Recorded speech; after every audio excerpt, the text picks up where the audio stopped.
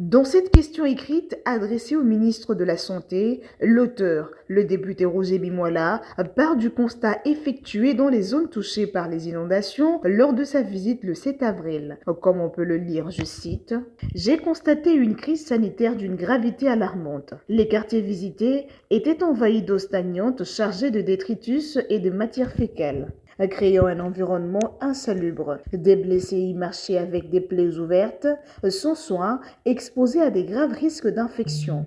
Dans certaines zones, des cadavres restaient immergés sans intervention de services compétents. L'absence d'eau courante, de personnel médical, de médicaments ou d'unités sanitaires mobiles rend la situation encore plus critique. Cette précarité expose des milliers de familles à une flambée de maladies hydriques et infectieuses, mettant en danger la santé publique et la dignité humaine à Kinshasa. » Fin de citation. Rappelons les prérogatives du ministère de la Santé qui sont entre autres la gestion des urgences sanitaires, la prévention des maladies, de surveillance épidémiologique, de salubrité publique. L'élu de la Lukunga interroge le docteur Roger Kamba sur 4 faits suivants. Quelles dispositions concrètes votre ministère a-t-il prises depuis le début de cette crise pour répondre à la détresse sanitaire des populations sinistrées? Comment justifier l'absence d'unités médicales d'urgence visibles dans les zones touchées? Et où se trouvent les équipes de riposte sanitaire censées intervenir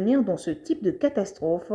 Quelles mesures immédiates avez-vous engagées pour prévenir une épidémie de maladies hydriques et infectieuses dans les quartiers inondés? Et enfin, quelle stratégie de résilience sanitaire votre ministère compte-t-il mettre en œuvre pour mieux anticiper et mieux gérer ce type de situation à l'avenir dans une capitale aussi exposée aux inondations? Notez que de son côté, le ministre de la Santé avait déjà entamé depuis le week-end dernier la mise en place de dispositions prises justement pour éviter la prolifération de certaines maladies, les infections et autres.